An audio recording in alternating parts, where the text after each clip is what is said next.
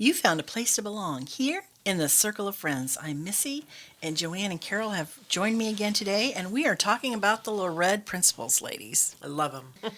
They're so practical. They absolutely are. And I know both of you are very involved in not only doing the principles in roundtables, but also teaching and facilitating them as well. Carol, I mean, you've probably got it almost not, maybe not as many years as Joanne. Her dad wrote them, Yeah. so we know that she's Not as many. from the But tiny. I would bet she's been more actively involved in Lored than I have. And Global Priority Yes. Solutions, which Yeah. is our the The values, business. the business model, right? And so that's www.globalpriority.org.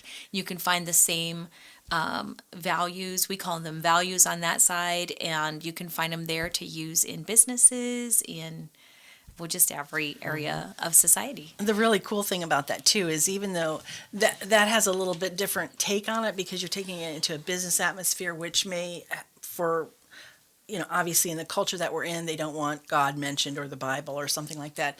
It's still biblical principle, and it works. It works, which is amazing to see, and how far this has spread. And I think of, the legacy, Joanne, your dad, in starting the Lored principles and starting with a few businessmen in this little Holmes County area, and how, boom, worldwide. Because it's not only in the businesses, it's not only with the churches and the round tables, but it's also with the young teens now, young people in schools. Right.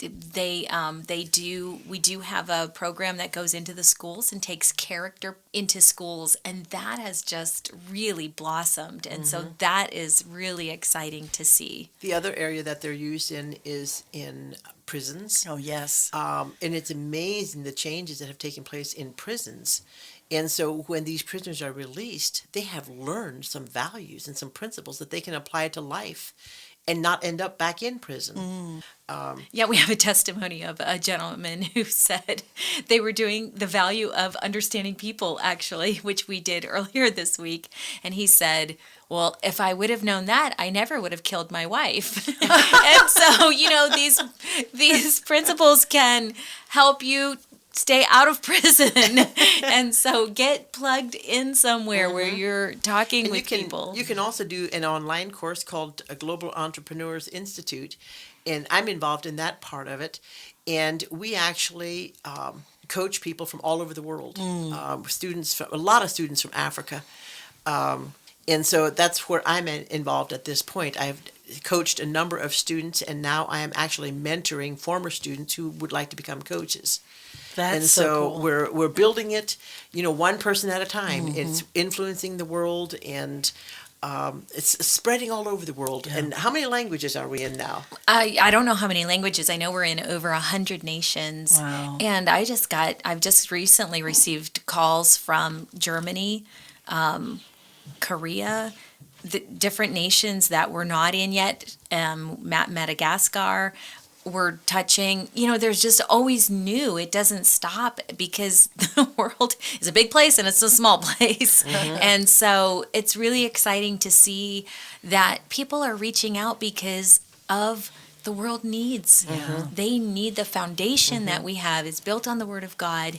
But out of that, like we see what has happened to the character of our even nations and, culture and things like that. And so culture is a huge thing right now.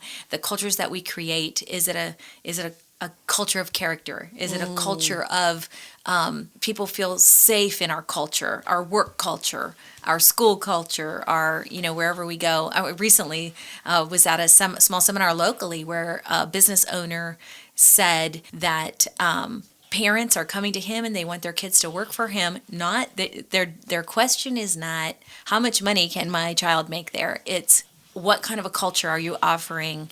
Because I want my young adult to work in a culture that is safe, that is built on the principles of, truth, honesty, all those things. And so, we see it everywhere. Even in our own community, we know the importance of keeping that culture of integrity, ethics, and all those things. And we can't assume, we got to keep building our lives on the foundation of God's word. That's where it comes from. And then from us, we are the representatives of that culture. The kingdom is inside of us, and we take that with us. Wow. I think of a seed and how a seed is planted and how it multiplies and grows and, it can become a field. And so when I look at this and I see that how much it has spread and how many languages and countries and businesses and types of places that this has gone, it is unbelievable. It is unbelievable what this has done, how many lives it has touched. And, if any listeners have not been involved, you need to find a way to be involved in Lorette.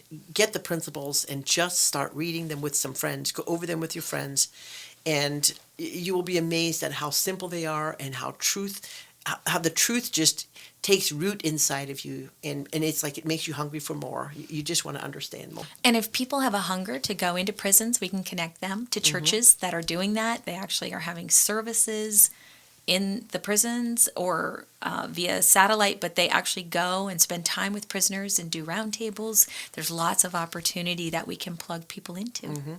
Yeah, it's a good thing. It's a good thing. It absolutely is. And we're going to continue to do this good thing this week with a new principle, new leadership principle. And I think we're going to do developing people today.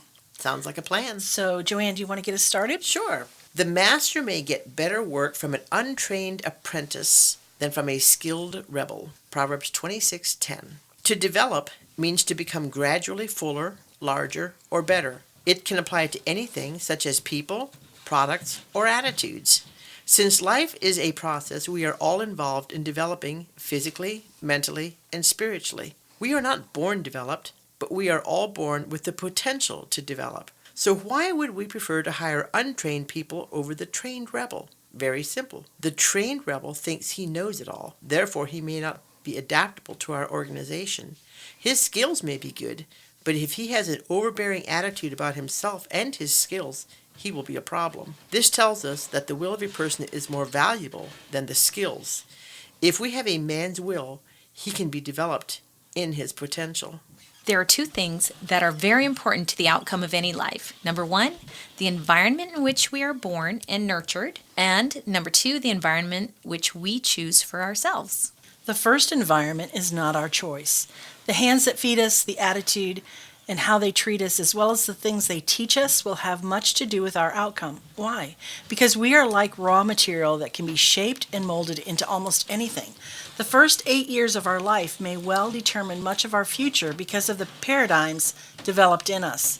Of course, we can make decisions for ourselves later on, but even then, they will be made by the paradigms of our past. The second environment, which we choose for ourselves, is even more important than the first because we become responsible for our own choices. So if our first was a good environment, it will continue to help us develop. But if it was a negative or distorted environment which brought bondage, we have the opportunity to accept or create a new one. It's like being born again. The new environment will give us a new paradigm and a chance to develop into our potential. We must remember the power of an environment. The mind or the spirit of man is like a seed. Within every seed lies the potential of life. If the seed is in a dry, cool environment, it will not produce or develop. It will lie dormant. But if we take the seed and place it in a warm, moist environment, it will automatically grow and develop. It will reach its full potential if the environment remains correct. We are much the same. If the environment is right, we grow and mature and produce to our potential. This principle works for our family, our business, or any organization. We must always consider these three things as we grow and develop. Number one, have a lifetime fixed vision of what we would like to become. And number two, examine the past to see if we need a paradigm shift to get there. Number three, study the values of life and determine which ones will create the right environment for our goals. We should never consider ourselves too old to review these things. However, the longer we live with a certain paradigm, the harder it is to break it. So we must accept the fact that if we want to develop into our potential, we must always be prepared to change. Sometimes we want to change others rather than ourselves. If we're going to develop our children, employees, or our society. We must lead them into proper values. As parents, we must take the responsibility to prepare our children for the future. Much of their future depends on us. As employers, we should develop people to fit into our organizations with their future in mind. The final outcome of all our influence and development of people is the creation of a culture, an environment in which we live. We should always remember that we have developed or created our situations and our successes by the way we have developed our people. I mean, what's your circle of influence, right? It doesn't matter who you are, if you're a leader, if you're an employer, if you are an employee, if you are a teenager, whatever it is, you have a circle of influence around you. And that's where you're at, and that will change over time, but it's always there. You're always touching the lives of people around you in some way, shape, or form. And it talks about the different kinds of environments that we could be born. The environment in which we are born plays a role in our lives, and the environment which we choose for ourselves, because not everybody comes from a good home life. I mean, there are children who are growing up in abusive situations. There are children who are being taught ungodly things. There's all kinds of things. And then there's people who have maybe gone to church, but maybe didn't listen, maybe didn't learn, maybe had an attitude or whatever. But we have all kinds of backgrounds that we come from. But and you can't help how you were raised. You were raised by people who were in charge, and you just grew up there. But as an adult, you have a choice. There comes a point in which you can choose the environment in which you will live. The home that you create for your children is your choice. You have a right to choose. You have the option to choose to be different from a bad life that you may have been raised in. And so I love the fact that as people, we have a choice. We don't have to just settle for how we were raised. We don't have to settle for having been taught wrong. We can now choose. Everybody has a right to choose. And you can make those choices that will make your life better. It's up to you. It's not your parents' fault. Take responsibility. So in today's world, we all need to take a little more responsibility. We're going to take a real quick break, but we'll be back here shortly talking about developing people here in the Circle of Friends. Are you bored deciding what to wear each morning? Let the experienced team at the Village Barn Boutique revamp your wardrobe. With an ever-increasing selection, you are guaranteed to find the perfect piece. Located in the heart of Amish country on State Route 39 in Berlin, Village Gift Barn, never ordinary, we promise.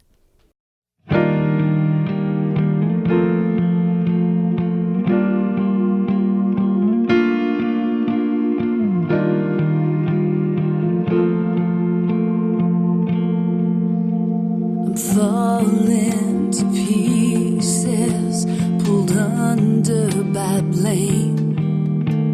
Feel like I'm drowning in an ocean of pain. I've been imprisoned by the walls that I've built, caught in the middle of time standing still. Jesus, I need you to hold me. I'm all alone, it's dark and cold, but you come to my side. Jesus, I need you to hold me and love me back to life.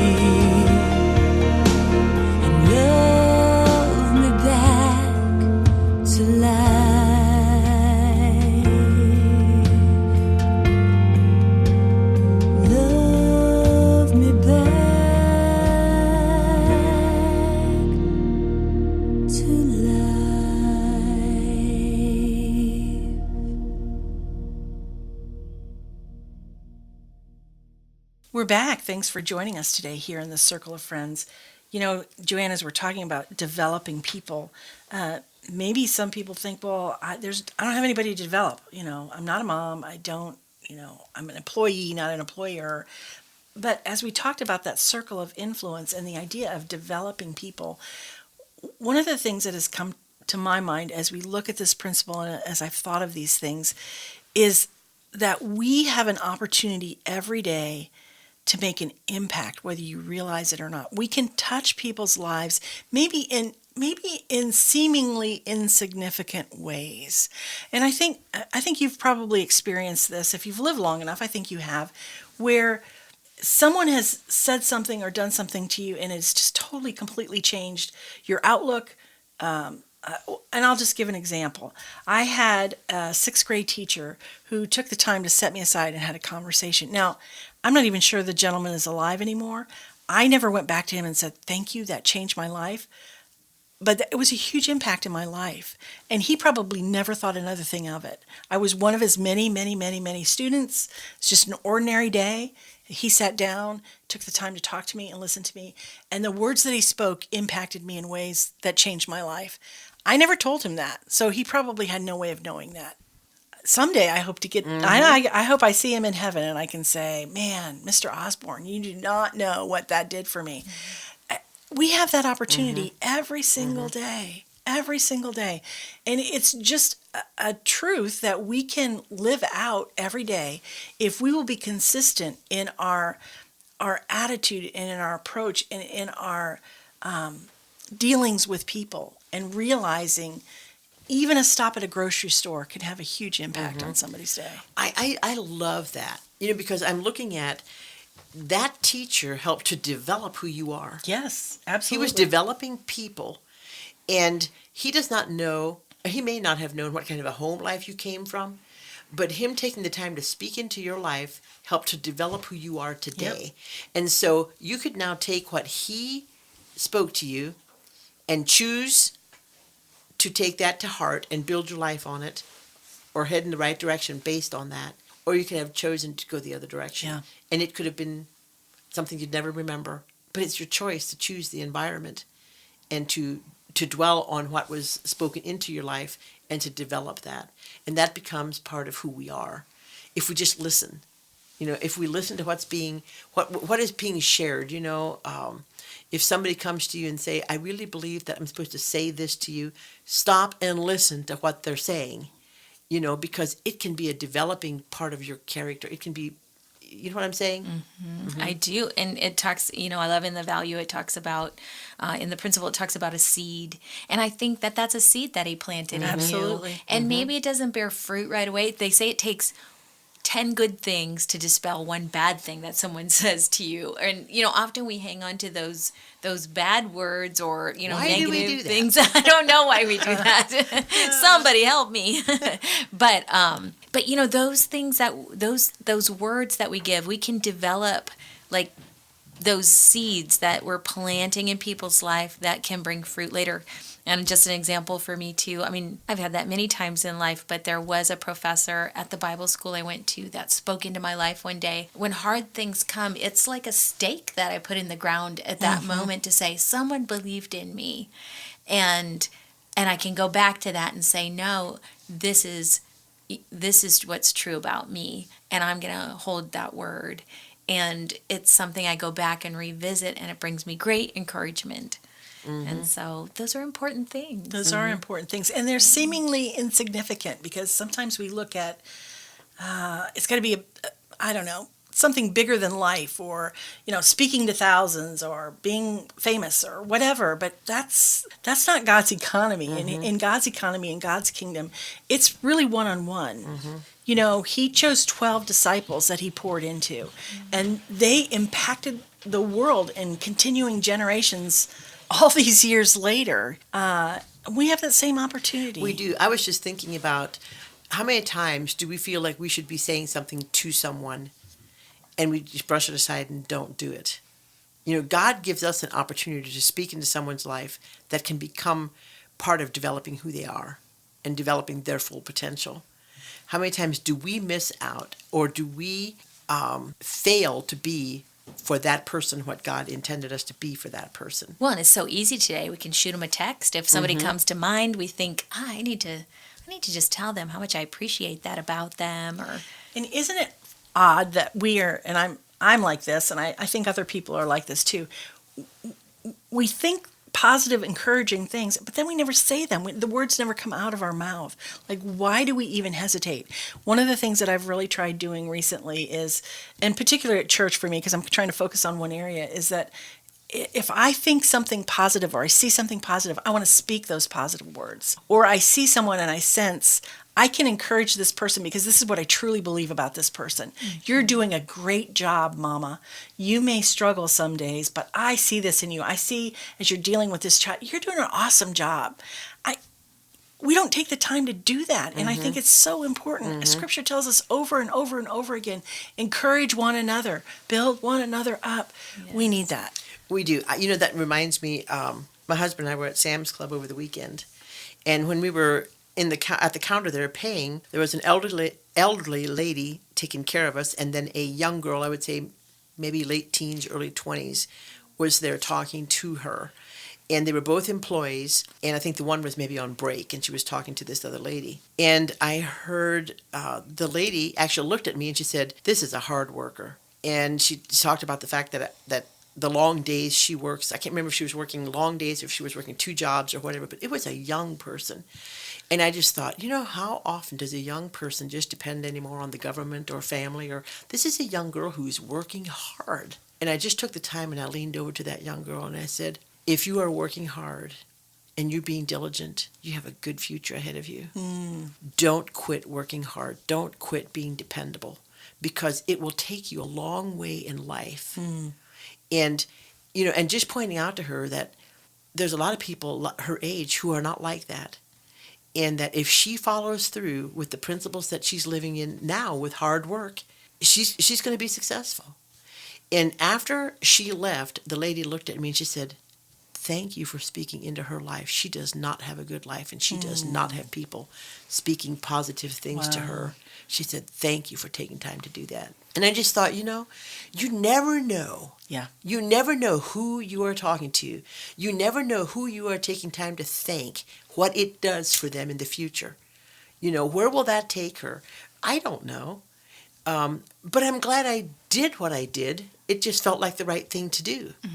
And so often we don't do that. She's a total stranger. I know nothing about her. But it felt like the right thing to do.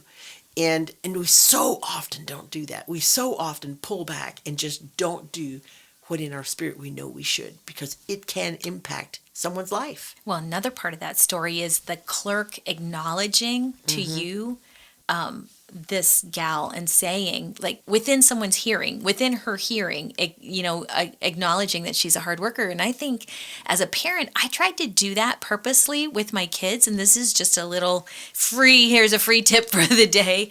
Say something nice about your kids to someone else while they're listening. And if you're having coffee with someone and you think they're just playing, say something great about your kids to that person. That is wonderful because it plants advice. seeds in them. We often talk about the negative things. Johnny did this, or Billy did that, or Susie. Johnny, Billy, Susie. But if we can acknowledge in front of someone, oh, they're so kind. I just see kindness in them, or just planting those seeds of developing them in a way that brings them hope for their future. And they can see themselves differently. Like that. Because so yes. often we talked about the negative words that are spoken, which is often what we hear. But if we can say positive things, and not even necessarily to the person, as you said, because sometimes that might not be taken as seriously as me saying it to someone else within their hearing. That is excellent advice. I'm going to use that with my grandkids. Yeah, that and truly, we are more prone to say the negative than the positive. And I think it does two things. It not only builds up the child, but it reminds ourselves, whether we encourage coworkers or family or children, to dwell on the positive, not the negative.